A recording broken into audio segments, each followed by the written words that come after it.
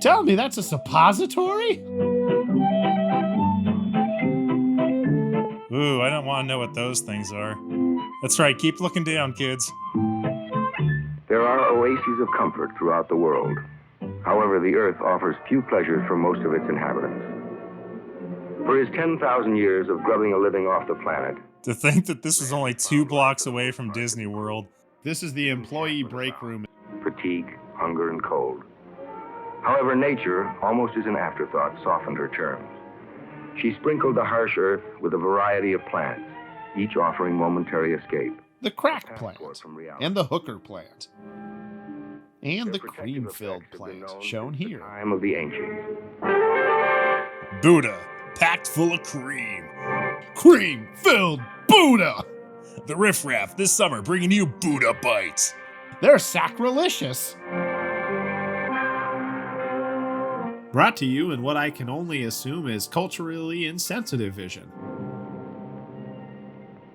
In virtually any of the hot countries of the world, where the soil is fertile, and farmers still employ the oldest methods of cultivation. Hey guy, my methods of cultivation are up to date, I'll have you know. The Paver somniferum, more commonly known as the opium poppy.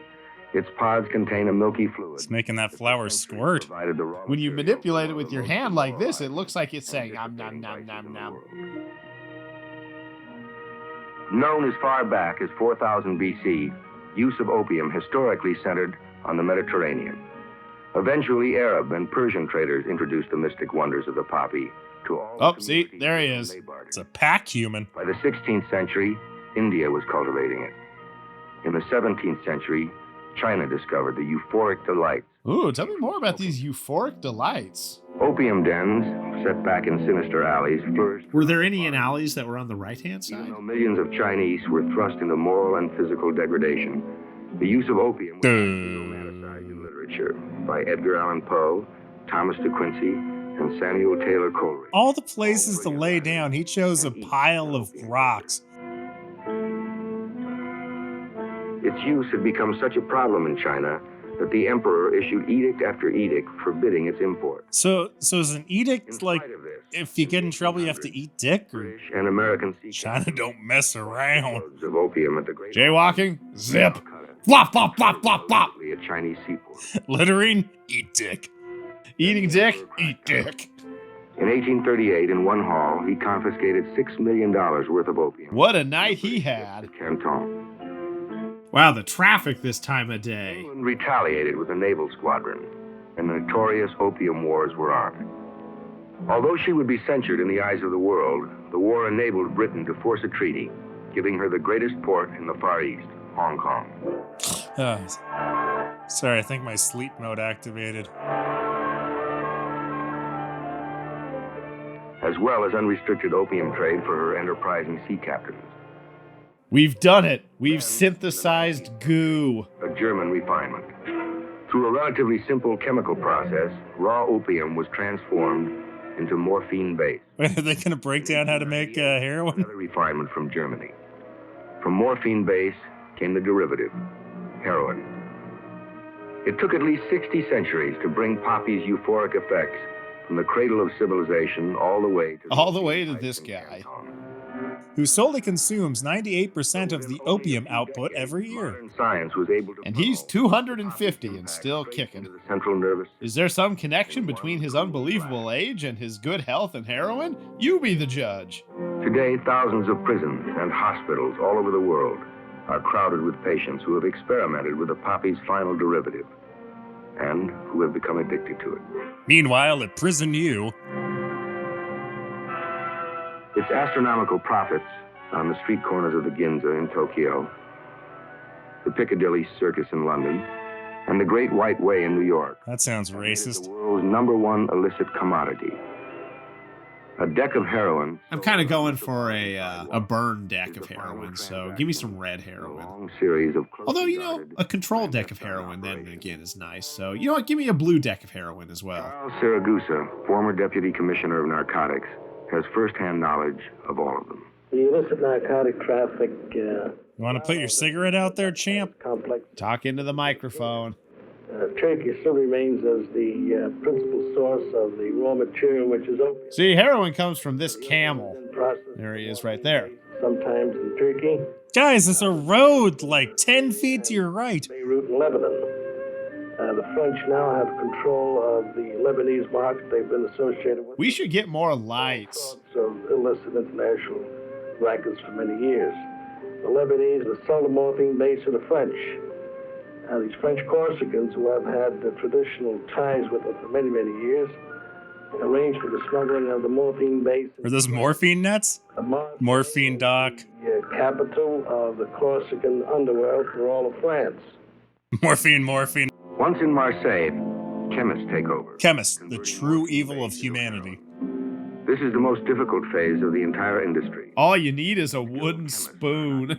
Guy's not too great at measuring. Didn't even wait for that thing to settle. Kilos of raw opium, or about 22 pounds, for $350 on the black market.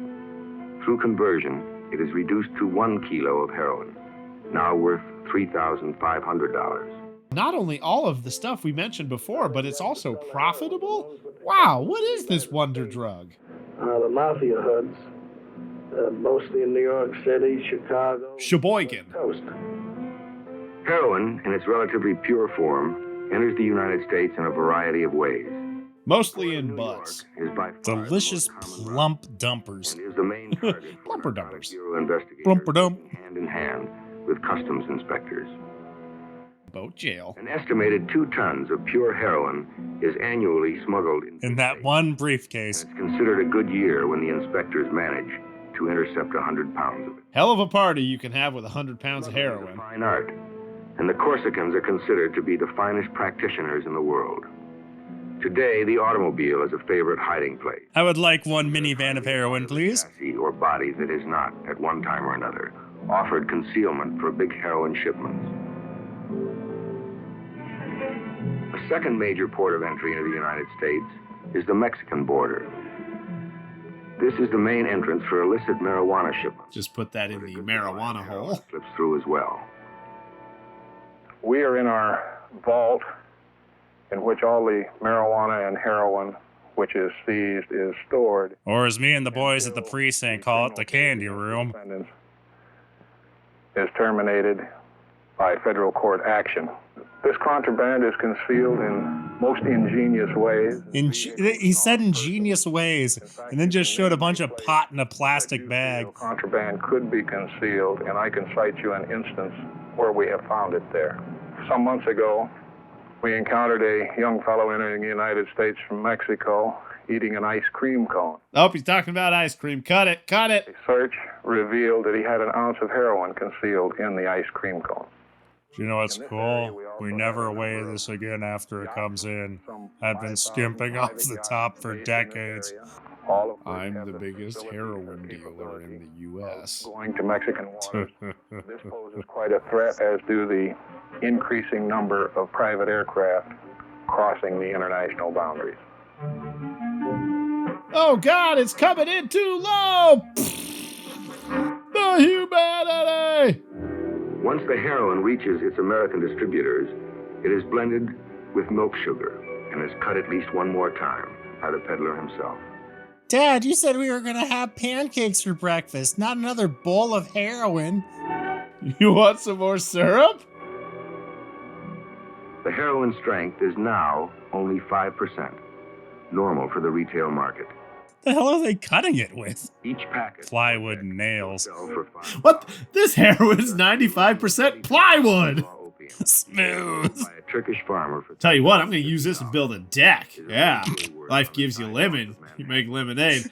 Life gives you heroin that's more like a pipe bomb, you make a Make a deck. heroin deck. $500,000.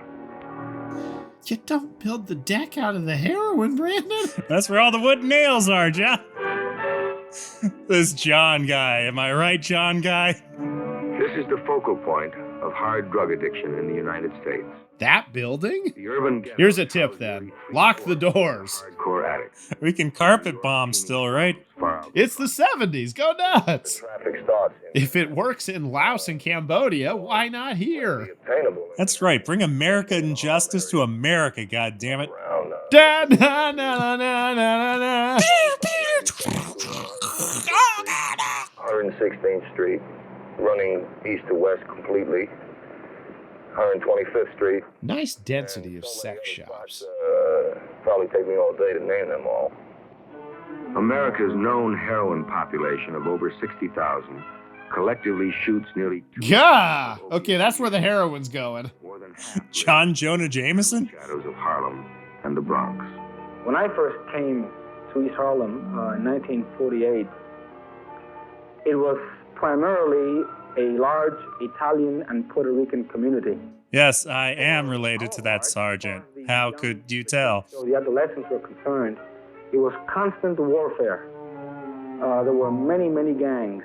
Look at these gangs of children. He said that Doing a hate crime on that wall. gangs were the main problem in East Harlem then. There was much bloodshed.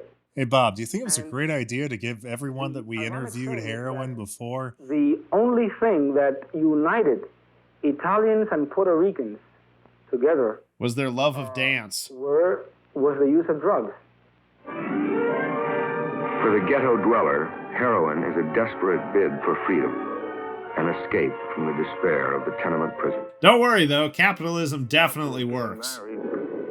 Sort of couldn't meet up with the responsibilities that I had taken on, and sort of felt the need to escape from these. They thought they'd interview Lou Reed for their movie about the evils of heroin. For years, with continuously using drugs.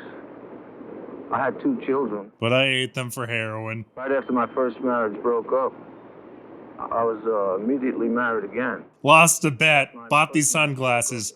Got this haircut. I make a lot of bad decisions. I went along for about 8 months not using drugs. Is he telling this to the person that's about to set him adrift? To getting the feelings of, trying to escape again. Heroin took my eyes. Literally, I sold my eyeballs for heroin. At least I think it was for heroin. Hard to tell without the eyes. Main problem in the city at the time is environment. I would say that the good majority of the people that go on to heroin go on it as a result of their environment. Ah, good trash pile fight. It's weird to think that Portland hasn't changed much in half a century. I started to use it. I started to sniff it just to be part of a group. I started to use it while I was in school. And one day I woke up and I was addicted, While I was on heroin, I made terrible decisions like this sweater and turtleneck combo. But I did find out that as soon as I took some heroin through my nose, I got well. I felt normal. And once a fellow is on heroin, Oh, God, it's the talking sleep pill again. before he realizes or wants to admit to himself that he is indeed a junkie and that he is in need of help. Trying to take a piss here. You mind? Narcotics, I would say, at any age, really, of course, and within a matter of You're still there, huh? 3 to 6 months. Still filming me from behind? About $4 or $6 a day, he can work his way up to. This is why I take drugs. I was using about over $100 a day. $100 a day in 1972? Very successful heroin user. An act of 1914, strengthened by a series of Treasury Department regulations. 3 middle-aged men with a hammer take on an entire drug ring. Although the law does not refer to the addict himself, the implicit premise is that addiction is willful indulgence. I like that guy's cardboard suit. He had to find a suit that looked sharp, was cheap, and he could also live in. Area are arrested more frequently and exposed to arrest, and the possibility of being jailed much more than the people in suburban areas. What a hilarious little gun. A good majority What does it, shoot Skittles? of them come from I think they could have planted something a little bit more threatening.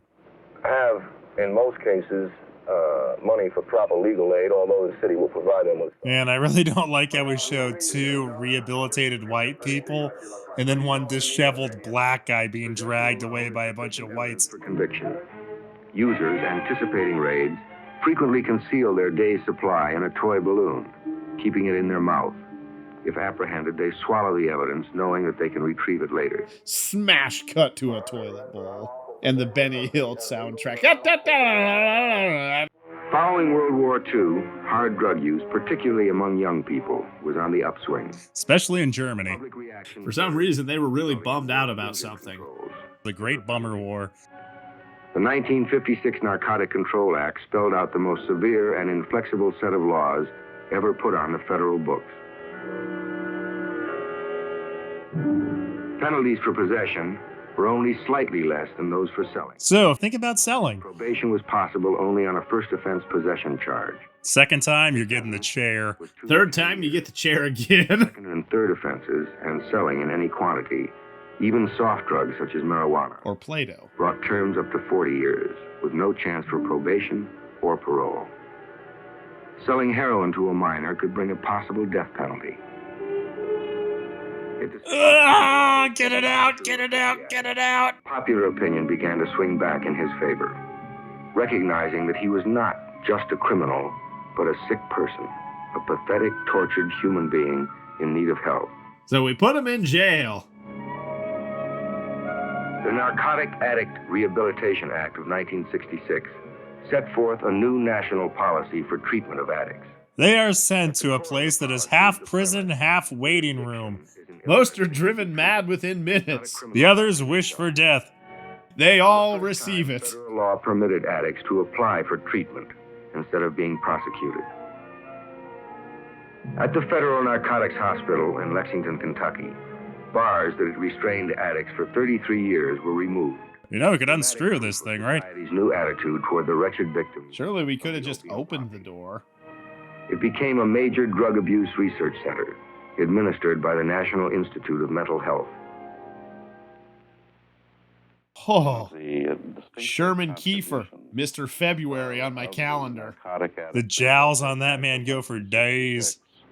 Is the fact that it authorizes us to provide up to as much as 3 years of aftercare supervised by professionals in the community, in which the major emphasis is put on helping the addict to correct whatever inadequacies may have contributed to his addiction in the first place, in order to maximize the likelihood of his adjustment when he returns home. Throughout the 1960s, many new treatment programs have been launched, in and out of government. Perhaps the most publicized is Synanon, Cinnamon? private organization The spice? Synanon. by ex-addicts. The spice? Best thing for people is people, and Synanon provides the environment to bring together people from all walks of life. Could he not have turned off the football game for his interview? People belong to our Synanon clubs, and they don't live here. People from all walks of life. Who do you think compressed that guy's head into a square? Doctors. He sold the roundness of his head for heroin. Within the Synanon environment and talk, communicate to one another.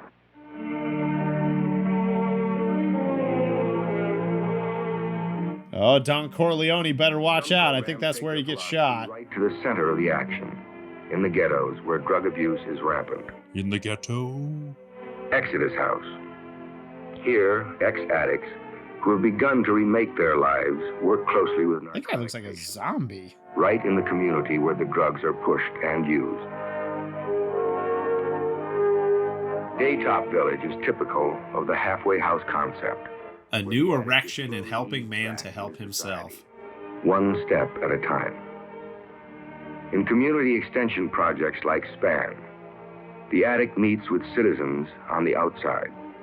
He holds frank discussions with them on a group basis. He also holds discussions with Bob and Joe. Community, And he's also holding. the law-abiding You buying? taxpayer, Why don't you move along then, Narc? How about it? an activist. All right, get that up pants shot. There we go. That's a wrap, boys. We are all potential drug takers. If not heroin, then tranquilizers, stimulants, sleeping pills, and alcohol. Hey, hear that, Jim? Even if we live in the country's finest communities, our children, at this moment, may be experimenting with marijuana, hallucinogenics, You want to do a take two on how you pronounced hallucinogenics there? Nah, it's fine.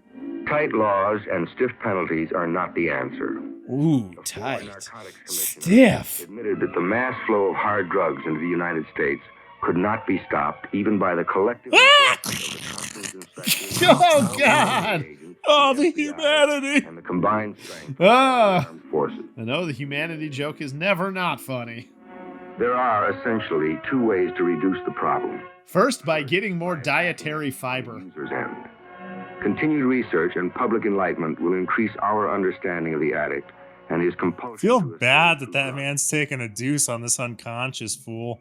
Secondly, beyond attacking the problem on the user's end, we must, in a concert of nations, attack it on the other end. With tolerance and deadly violence. Whether a poppy Applied in a seemingly random fashion. is grown out of Until economic necessity the only who remain are us. native to a land. Chaos is a ladder. The ever-existent black market price tempts the registered growers to overproduce, to conceal a part of their legitimate harvest. Oh man, this is the weakest tractor ride I've ever been on. Studies sponsored by the United Nations have shown that in each country, there is a practical and profitable alternative to the narcotic harvest. We just don't know what that is. It's whatever's in this sack. In the region of Baalbek, Lebanon, where 90% of the land was once planted with cannabis, Cannabis. now grow commercial. Get this man a fucking phonetic dictionary, goddammit. Nature's strange gifts, which Thomas de Quincey called the abyss of divine enjoyment, have been with us for 60 centuries. But only in the last 60 years have we released the truly lethal derivative. Censor that, man. There are children watching.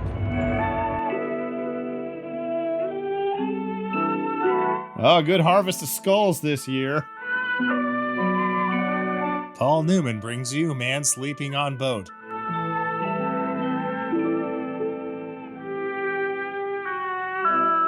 Why did they choose to go with a MASH ending? 'Cause suicide is painless. Unless you have opium. In which case, hand that shit over right now. Get it in my vein. Brought to you by Skulls. Skulls and Coconuts.